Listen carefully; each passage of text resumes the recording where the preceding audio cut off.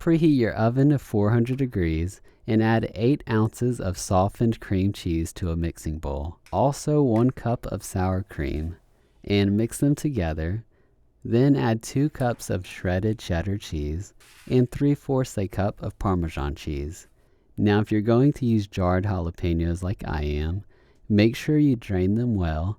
And the slices in this jar are small, but if you get a jar with big slices, you might want to consider chopping them up a bit. I'm going to add 1 heaping cup of jalapenos, but you can add more or less based on your preference, and mix everything together. In a separate bowl, add half a cup of Italian breadcrumbs, 4 tablespoons of melted butter, 1/4 a cup of Parmesan cheese, and 1 tablespoon of dried parsley.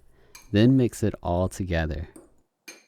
I'm using an 8x8 pan, and I did grease the inside with butter.